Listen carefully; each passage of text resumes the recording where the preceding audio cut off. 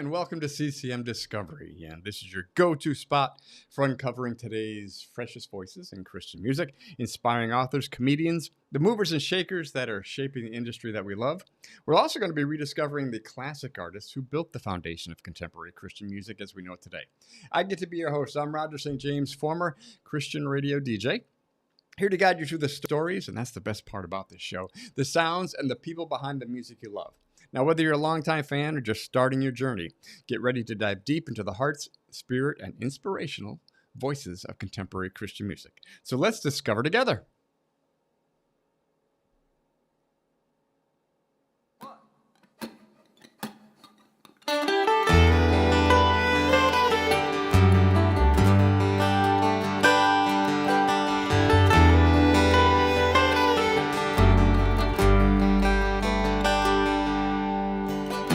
All throughout my history, your faithfulness has walked beside me. The winter storms made way for spring. In every season, from where I'm standing, I see the evidence of your goodness all over my life, all over my life.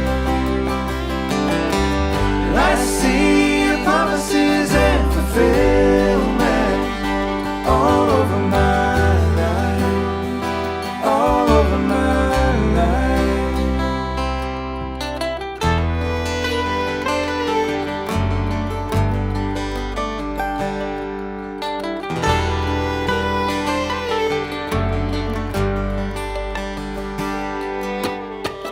Help me remember when I am weak. Fear may come, fear will leave. You lead my heart in victory. You are my strength, and you always will be. I see the evidence of your goodness all over my life, all over my life. I see your promises and fulfillment all over my life, all over my life. See the cross, the empty grave, the evidence is endless. All my sins rolled away because of you, Lord Jesus. See the cross, the empty grave, the evidence is endless. All my sins rolled away because of you, Lord Jesus.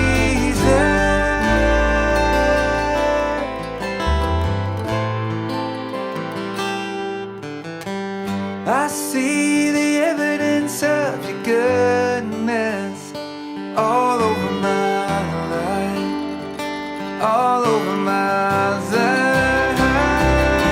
Yeah, I see your promises and fulfillment all over my life, all over my life.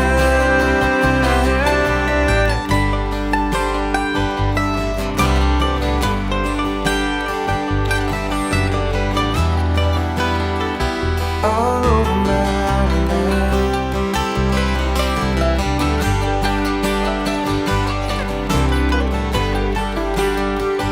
All over my life.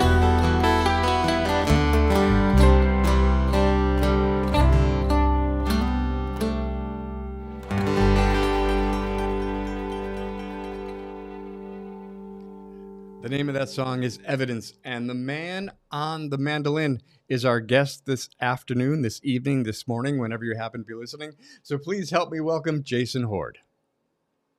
How's it going? It is going very well. How are you, Jason? Awesome, sir. Thank you for having me.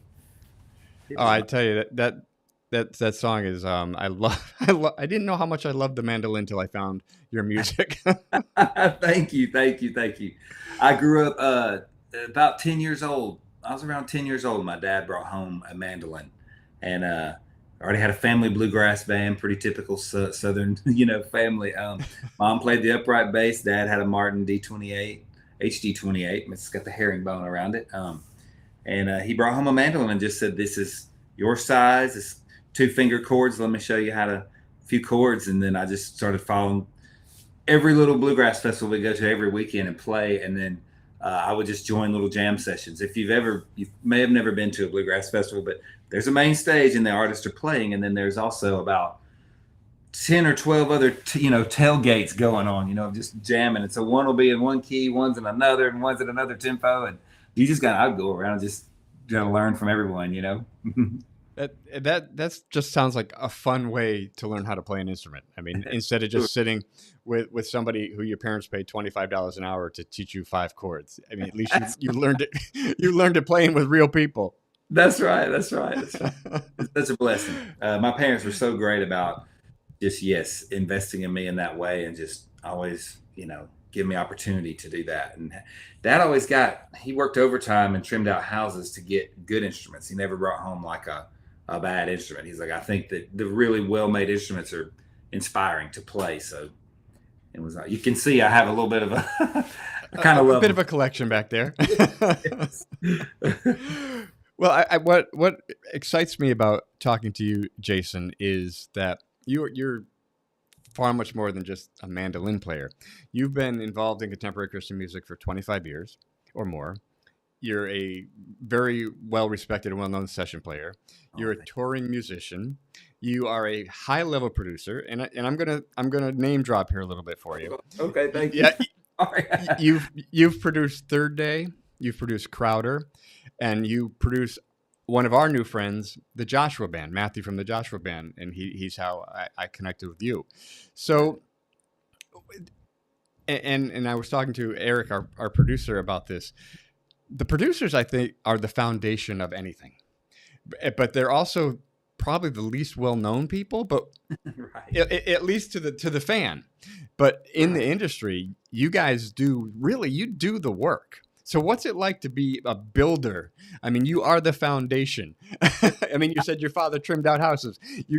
Now you trim out music. So it's pretty much the same. Awesome. That's right. And much like a contractor, then, so if there's a band that comes in, typically, let me back up. So typically, yeah, the artist will bring in use an acoustic guitar or piano, chords, and some type of structure that gets us going. So he does do that. She does do that. And so then I just got off the phone with a new dear friend that we just met over the phone from South Carolina a little bit ago. And he said, I want to send you a link to, 20 songs. And then you just tell me if it's worth me going in on 10 of them or 5 of them or 4 of them or none of them. So it starts there. And then, so once you get that going and you say, okay, I really would like to, I think you have this going for you. These tunes may connect with people. So then, yeah, it's putting the clothes on the baby, as Mac Powell says. He says every baby's not born beautiful, but he said Mr. Churchill, but he didn't say which one. But we, as I guess as a producer, it's listening for that heartstring and that connection. And another good friend of mine, producer in Nashville, he put it once like, he said, you have a country hit if I have to pull over on the side of the road and I'm crying, or a really good worship song. He's like, if it moves me to tears, then it's got to be, recorded. So it's a lot of that. And then, yeah, much like my dad would, you lay the foundation and you start, he did do all of the contractor work growing up early on. And then later when he got a steady job, because in the early 80s, as all building and home markets do, they rise and crash. And so when it crashed, he's like, I got a son to feed, so I've got to, get a steady job. And then he trimmed the houses to do the deal. But anyway, so I like to say, okay, let's build because it's so much about the artist being comfortable as well. If they're not a band, and typically most of what I've done you did name the bands that I've done, but for the most part, it's been more solo artists. So it's then putting the right people there, comfortable with and around them, it is so much of the vibe in the room. and then how everyone reacts off of everybody and plays off of everybody. So I've got two or three drummers, two or three bass players.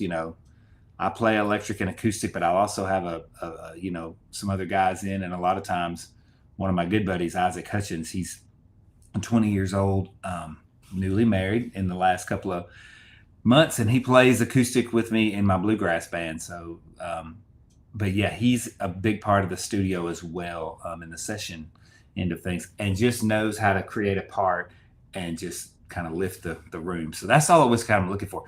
In a producer, you just kind of hire, you're just kind of making the calls. It's like you just want to hire the best, um, personality, heart, and then the music, what they play. Like, and usually less is more. So if there's somebody that's really busy, I'm quick to not, lean that way. Not necessarily not call them back, but if it's not that type of music, which is, gospel is kind of a thing where it's like, show it if you got it, but in so much of the worship thing, it's about what you don't play, and leave room for space. Yeah, and I wanted there's a couple of things you said in it that really piqued my interest. I mean, as a producer, I would imagine some people come to you saying, "I want to be the next Amy Grant. I want to be the next Lauren Daigle." But what you do is you actually tell them that they need to be who God made them to be. Right. And so you might actually completely change what they think they need to do. And Yeah. and and how does that kind of go over? I mean, when you're suddenly saying, "No, you don't need to. You don't try to hit that note. Let it breathe." That's good. That's a great point. Man, I love that you asked that. So I did tell someone the other day, because they were sitting in the studio with me, and they were kind of like, man, everybody, pretty much every singer that comes in already, he's been around me for a good while, but he just started noticing, he's like, they pretty much all come in and say, well, I've got a cold today, or when I swallow, my throat's a little sore, or, or I was up last night for 12 hours, I didn't sleep. But yeah, there's always like this sort of this layer you've got to peel through of insecurity. And usually some of the best are suffering from that the most, because they've got this artist thing going, and they're always wondering if just the comparison game is terrible, especially with the internet today, with just anything. With my daughters, I'm like, please, you are beautiful. You are created in Christ's image. Your heavenly Father is your source. Find your satisfaction in that, not scrolling through TikTok. And I'm guilty of it. I'll be looking at, Facebook, and be like, well, why are they at the beach this week? And man, their sand looks a lot whiter than mine, but oh man, that's such a battle as humans, as we struggle with our human being, and we're just being. But man, I feel like mostly I just tell them, yes, be who God created you to be. I had a guy come in one time, and he could run like Chris Stapleton. He could just rip it off. Had the big beard, had the hair. He was just missing the hat. I was like, man, that's not, you're not being you. I was like, you're just there. The world's already got that guy.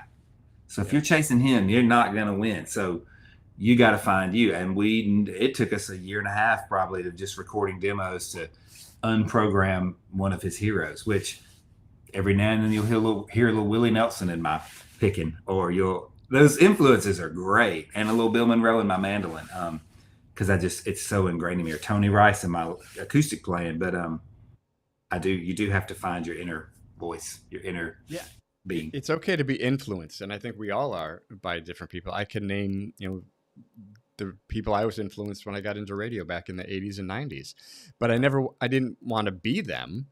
But I took, actually, I don't think it would have been so bad to be Howard Stern, at least financially. But Correct. That's right. but yeah, but you want to take. I mean, one thing I did take away from Howard Stern is his incredible ability to interview people. You take away all the stuff on the sides, but he knew how to ask questions, and he knew how to get people to open up.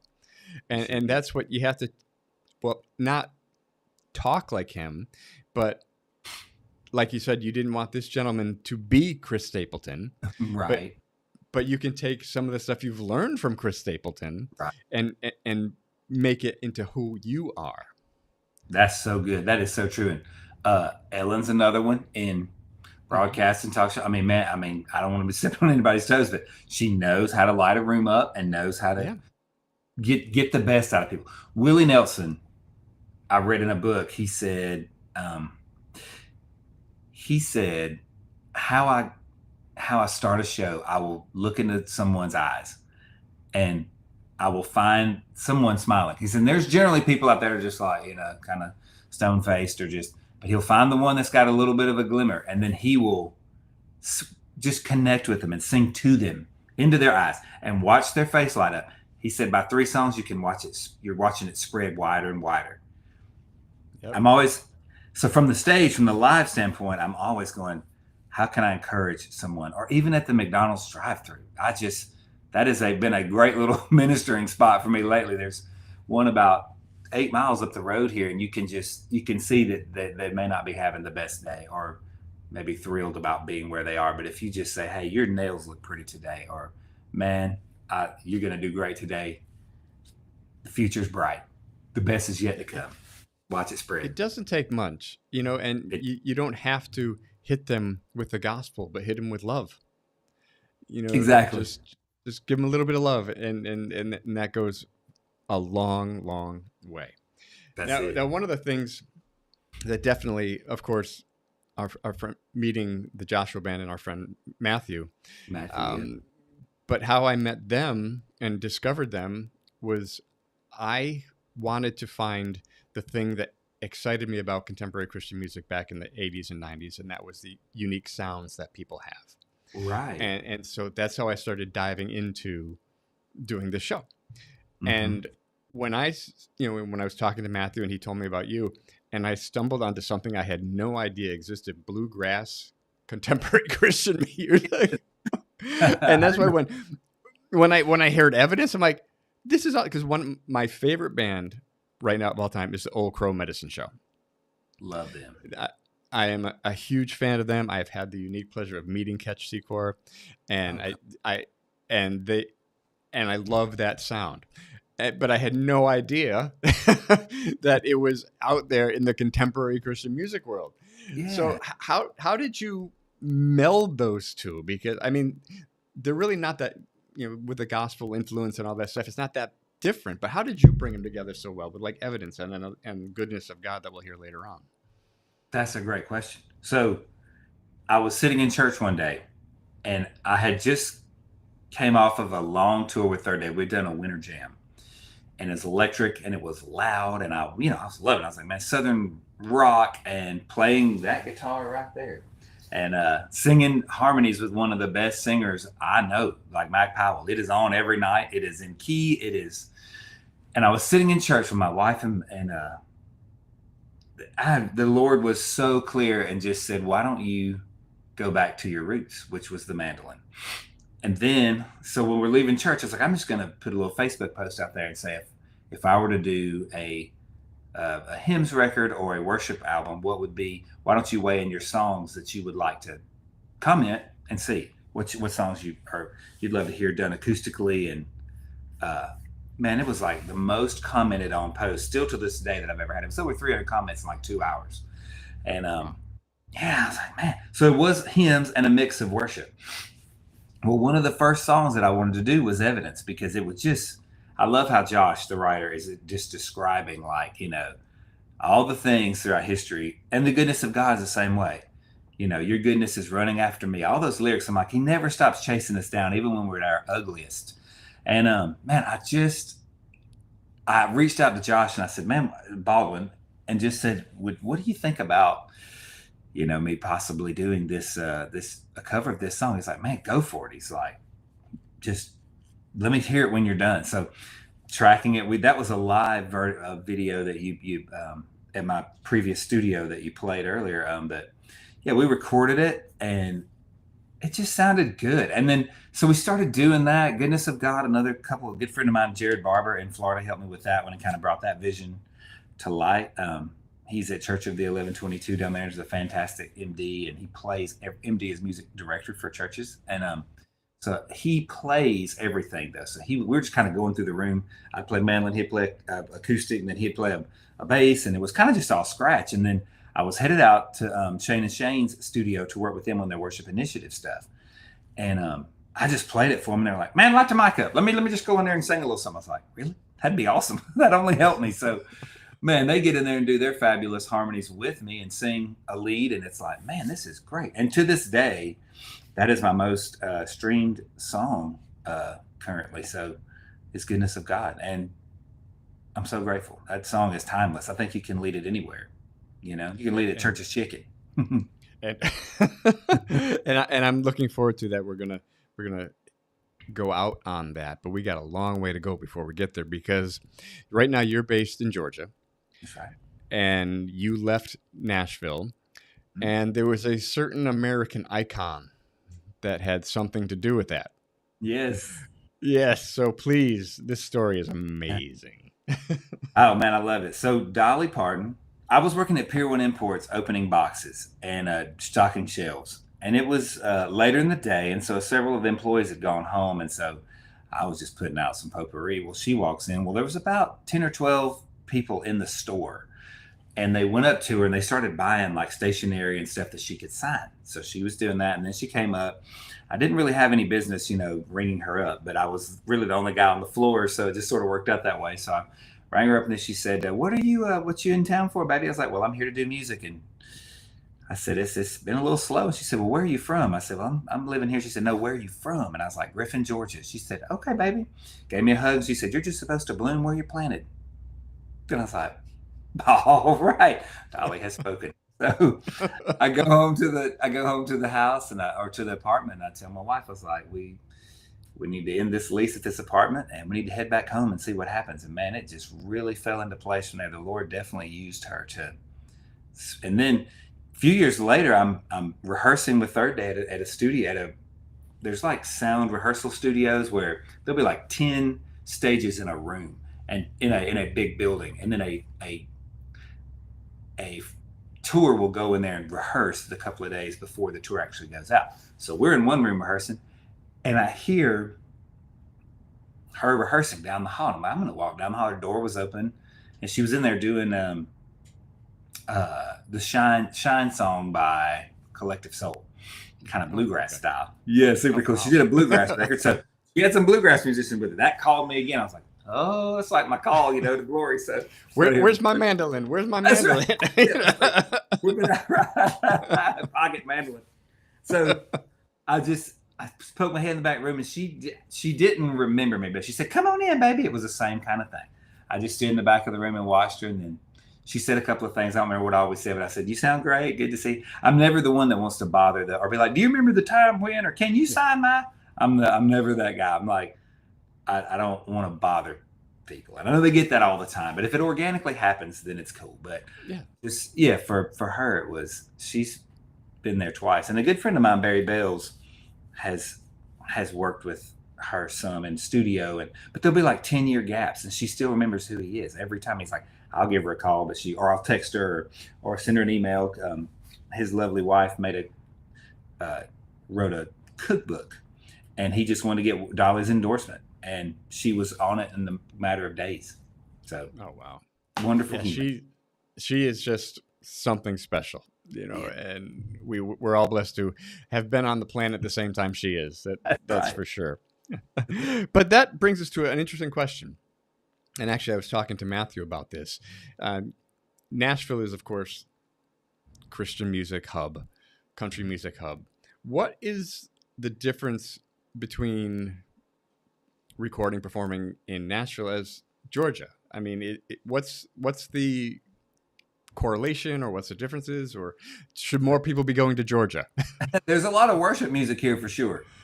So the difference would be down here, we're in worship, I would say we're more inclined to sort of all be in a room recording that stuff together, probably. My experience in Nashville is it's me and a guy's home usually, which is great, but just two of us playing, and he's built a track and I'm sort of just overdubbing what I do to that.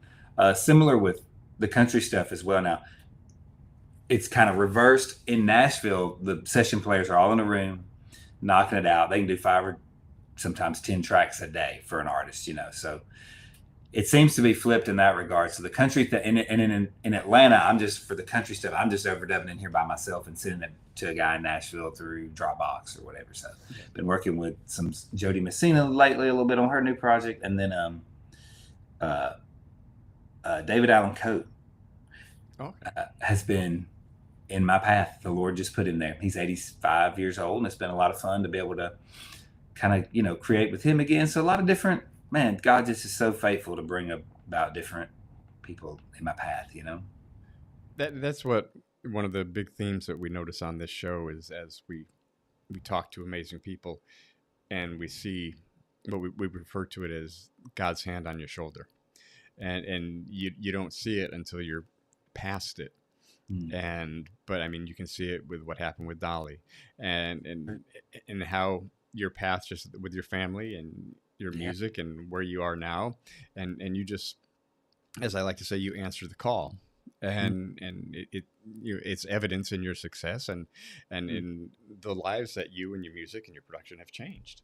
What really I like what you're saying is you keep going back to the worship.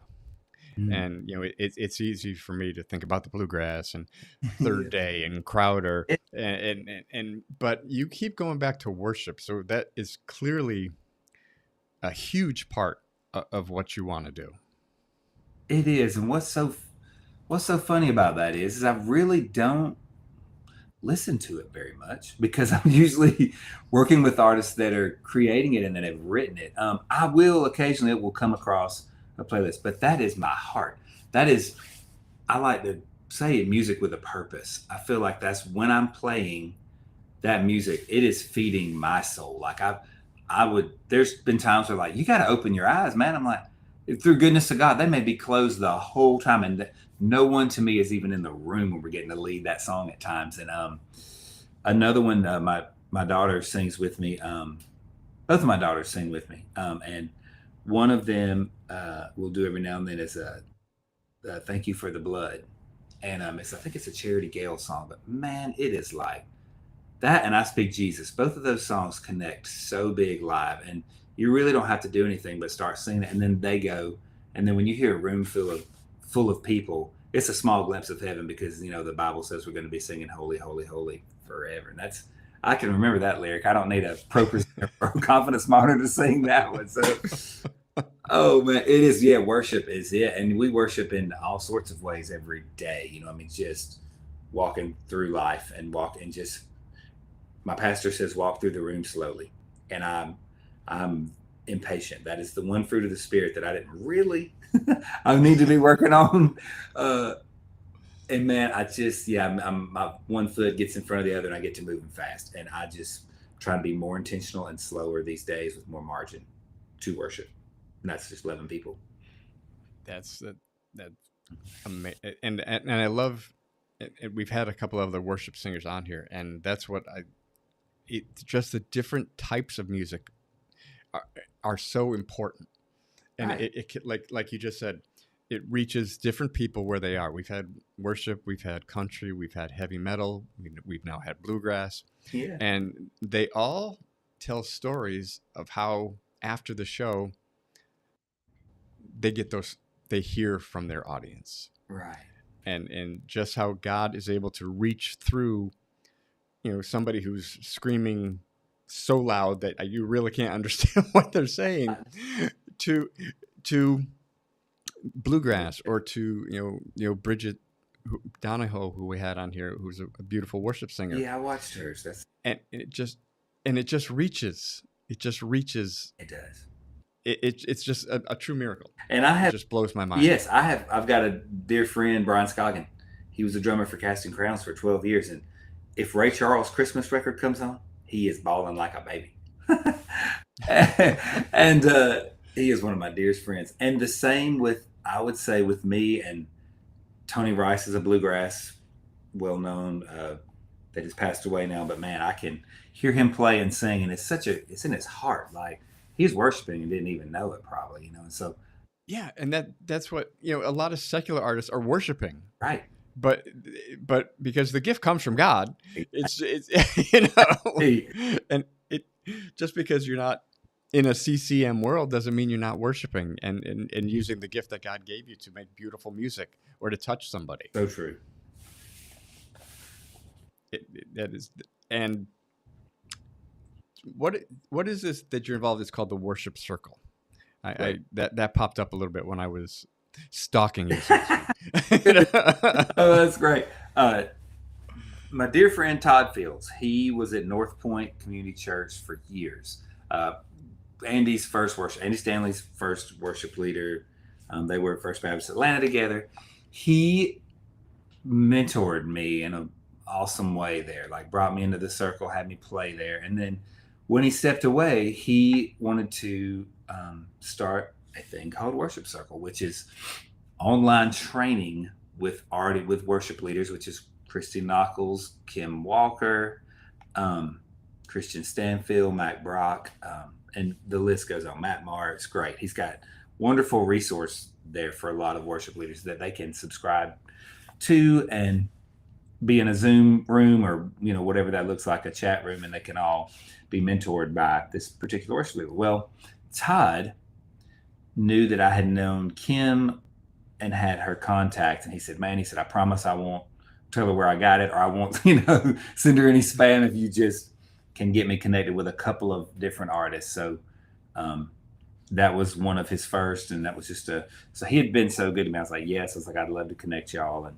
she was all about it. She hopped on board, and then so he then does he's done 2 live sort of nights where other worship artists come in and sing and participate and play, and so we just all get in a circle and circle up, and then there's about 200 to 300 other worship leaders and their wives around us, and they're singing with us, and it's a glorious time. Would definitely encourage you guys out there watching today to go and listen to that music online at scsworshipcircle.com, I believe. And but you can Google anything these days. Yeah, I wanted to piggyback on that, and since you do so much for the world of worship music, and I really like the fact that you have this group to help worship leaders, because I can't imagine what that's like. You're out there on your own trying to figure out how to do this, and everybody has an opinion, but you really have to try to stay true to what you believe God is telling you to do. Right. And with this worship circle, you're really going to help a lot of people with that. Sure, it equips. It does. It equips the called. We like to say, but we all need each other. And man, I'm a part of a great church here in Zebulon, Georgia, called Christ Chapel. Um, and man, it is volunteer based, which is I came from the contracted paid world church, which is awesome too, man. But with volunteers, I am loving getting to work with volunteers, and just that was my sort of my season after Third Day and doing all the touring, heavy touring for several years, over 10 years, um, close to 20 years on and off with different artists. But um, when Third Day did their farewell tour in 2018, we played Red Rocks and walked off the stage and didn't have a clue what was going to be next. But God said, you're gonna mentor a college group of kids and be their worship leader. My best friend of over 30 years now was gonna be that young adults pastor, and he said, "Man, I need a worship leader." We're in a fishing boat. We would fish about every Monday that we can when the weather's good together. And Clay just said, "I need a worship leader." And I said, "All right, man. But I'm your guy." I was like, we wet lines together. We take each other's hooks out of each other if we get, we've been there and done that. We played a lot of golf together. So, man, it was awesome. And I went in there going, well, I'm from contractor paid world and musician world. And Lord's like, no, it's like, use the kids that are in the crowd. Find the ones, because that will mean more to the group than you just bringing in some hired guns and doing some awesome worship experience. So took the time, took 2 or 3, 4 years almost just to really mentor the right kids. And man, it has been great. Had and still have one of the best female drummers on the planet. Her name's Lindsay Salter, and we call her Salty because she's very awesome. But she's very you're never gonna wonder what she's thinking. But she's precious, and she is going on tour with Katie Nicole on Winter Jam and Chris Tomlin this coming January. So And then our first run in, she was like, "I'm not going to play for you. I'm too intimidated. I'll be nervous, and I'm not going to play in front of you." It's like, okay, you don't have to play in front of me. You're going to play behind me. Like, I'm the worship leader. Okay, I'm going to be up front. You're going to be behind me. Nobody will see you. I'll be sweating. You'll be fine. Everybody's going to be looking at the sweat pouring down my face. And you'll do fine. And she has done awesome. And Isaac was a part of that group that I mentioned earlier that plays in my bluegrass band. They both play in my bluegrass band and make me sound way better than I deserve and have supported me so awesomely since 2019. And I've watched them grow up, and we've grown up together. It's been awesome. And yeah, other great people in that same group, Greg Neal, and just, it's awesome. It takes a village. I just really like how you went and you listened to God when He said, "No, no, no, you don't have to bring in your superstar people. Right. There's superstars here. They just don't know it yet." That's awesome. Yes, that's so true. And then you help them grow, and that's such a gift. Far more of a reward. And again, yes, it's the hand on the shoulders that we talk about. Oh, yeah, right. You are, I mean, trying to say this without sounding like a fanboy, but you have just talking to you, and you have your fingers on the pulse of worship, contemporary Christian music, bluegrass. And I'm going to not try to blow up your emails and your socials, but you have so much information to share. Oh. What if there's a young artist out there, and that's what's great about this is you know, we're just doing the show with a computer, a ring light, Yeah. and a couple of things, and people are creating music like that now. Yes.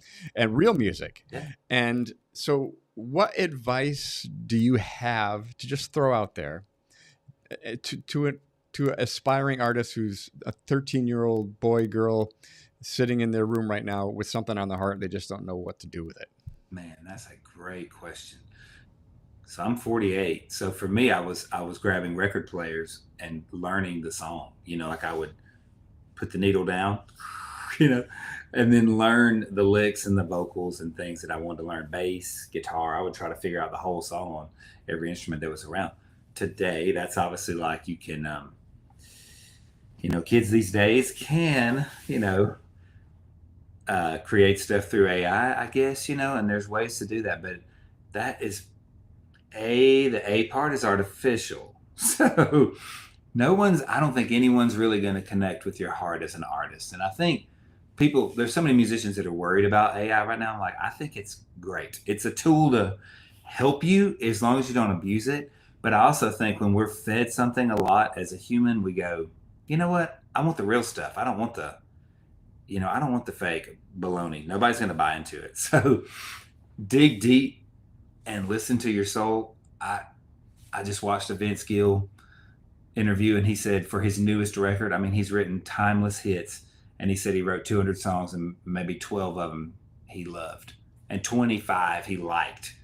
Oh, sorry. Yeah. 25. He's like, I like these 25 out of 200. And this man has written Go Rest High and all these awesome songs. And even he's still digging deep at 60, whatever he would be. So dig deep, and it could be bad, and be vulnerable and have thick skin, and then experiment. A lot of these artists that I watch that I look up to, Sting, I mean, well, his interview stood out to me because the guy that was interviewing him was trying to have him break music down into a science and say, why'd you go to this chord? And why'd you do this? And how'd you find this? And he goes, I have no idea. I just knew it sounded good.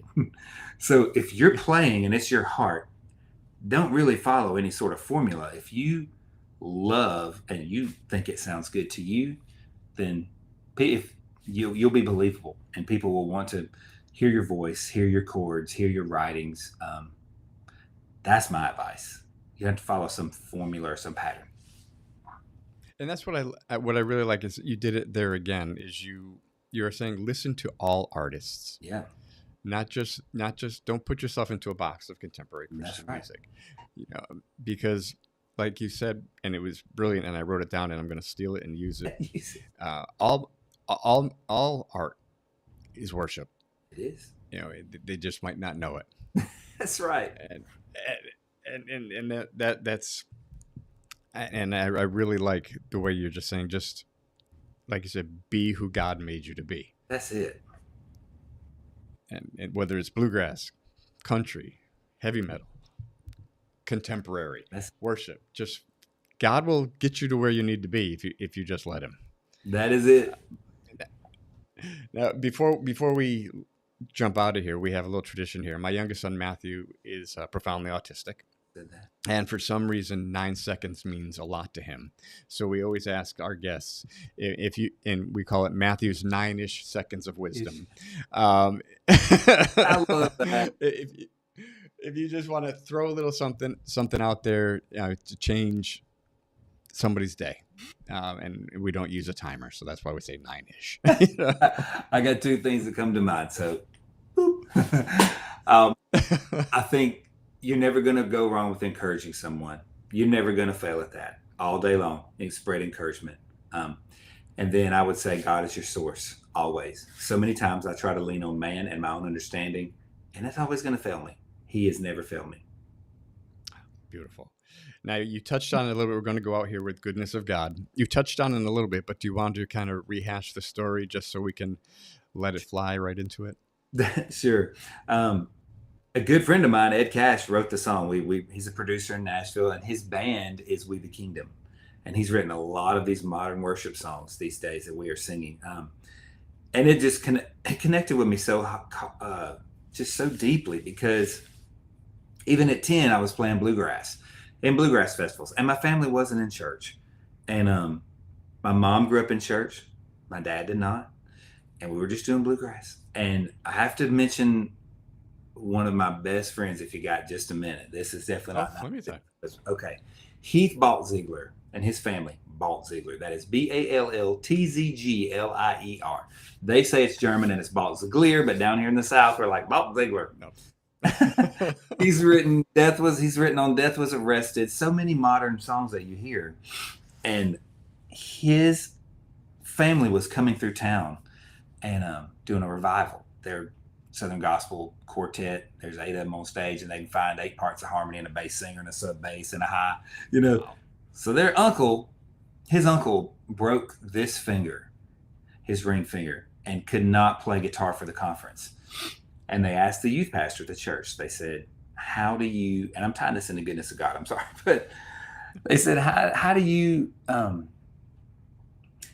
can you play guitar for us? How well do you play guitar enough to play Southern Gospel? And he's like, I would, but I'm out of town all week. But he's like, there's this little chubby, red-faced kid with a mullet in town. He's about 12 or 13 years old, and I'm trying to get him to come to my youth group. He plays mandolin and acoustic, so maybe he could just borrow my electric and play your songs on electric. I was like, great, yeah. So they asked me. They were family friends with my parents, and so Wayne Chastain was his name. So he brought me in. I met Heath Baltziegler. I'm playing the 5th night of the revival's a Friday night, and I look up and my dad's out there, and he hadn't came any of the other nights. And I'm like, all right, Dad's here. He's like, he's here to watch my son play. And man, altar call happened. Dad's coming down the aisle, tears in his crocodile tears. I'm like, oh man, what's happened to Dad? Is Dad hurt? What's going on? I'm like 11 or 12. I'm like, man, Dad must have stubbed his toe, or So I'd never seen anything like that, but a true life human conversion, because I had known him before, and he was not a bad man, but had a temper and just, but I just saw him turn into this flower, and just patience, and to this day, he's 72, and we laughed this morning on the way to dropping his truck off at the oil change place, but just such a life change. And I went, okay, I know he's real. So if I've ever had a doubt, I know that God is real through bringing in the Baltzieglers, my dad, getting into music, then later at 38, starting to go, let's put bluegrass and worship together. All of that had to happen. And so then the goodness of God was the first or second song that I recorded, because it just so well described our lives as Christians. And even though we were not on that path, he's still making that path that is like just what's best for us. And some of us get there sooner and some of us get there later, but it is a glorious day when we get there. Glorious Day is another one that I did. Good Christian Stanfield's a great friend of mine. We have been together. We recorded Jesus Paid It All together in my garage, and we're still so close. And just all those little things, man. I wouldn't have thought then when I was recording that with him that he would have written Glorious Day, and that would have become one of my most requested bluegrass versions. So one thing people always say about the bluegrass, and you mentioned this in metal, I love that you said this, Roger. It is screaming, and I'm too old to hear probably what they're saying, but I can pick up on their spirit, and know if they're, Yeah. the spirit transcends all the music. But then in bluegrass, it's the opposite. It's like, it is all about the lyric, and the music is very minimal. It's like you're just supporting this thing. So that is what most of the feedback that I get is a lot of, in the last few years, people are like, I'm tired of the noise. I'm tired of the laptops in church. I'm tired of all the smoke and the lights. When you guys come, it is just no smoke and mirrors. It has to be from a pure heart, because there's nothing emotionally moving me visually or loud sound to worship. It's real. There you go. And we need more real. That's it. Jason, it has been a great, Matthew had promised it would be a good conversation, and he did not fail me. Oh. It has been a great, meeting somebody that has affected so much of the music I've listened to over the years. Thanks. And just, you're a real person. Oh. And you walk with God. It's very clear you do that. If Dolly says so, who's to argue with Dolly? Exactly. Roger, it has been a pleasure. He said the same about you, man. He said pure heart, just in it for the right reason. So I will also blast your social media and whatever you will have me to do to help you. You are a wonderful, kind human, and a wonderful father to your son, and a wonderful husband. So, man, I appreciate you. Thank you very much. And now we're going to go out with Jason Hoard's Goodness of God. Thank you so much, Jason. You too, buddy.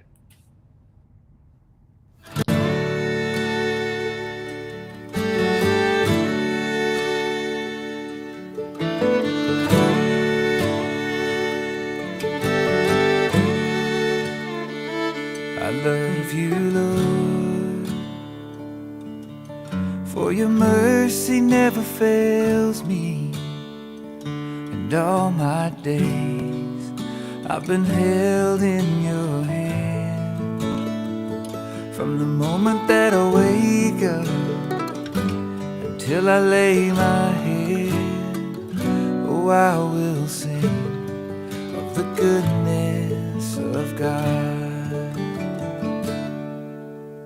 And all my life you have been faithful, and all my life you have been so good. With every breath that I am able, oh, I will sing of the goodness of God. I love your voice. You have led me through the fire in darkest nights. You are close like no other. I've known you as a father, I've known you as a friend, and I have lived in the goodness of God.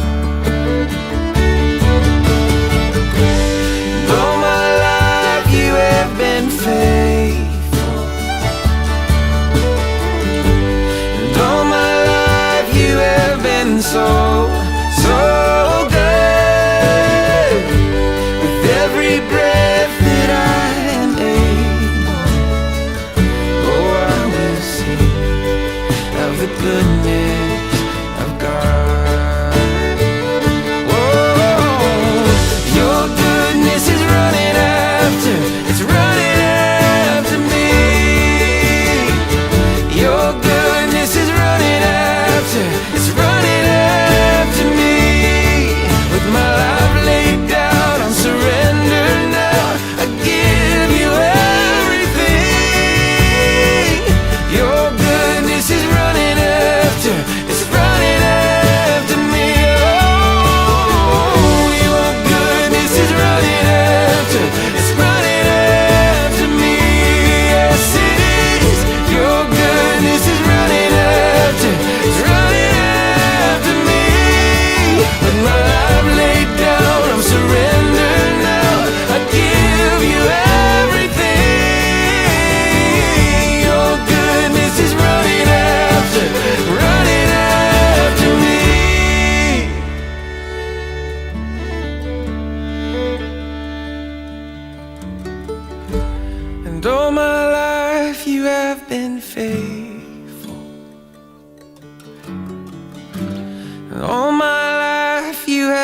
feeling so, so good.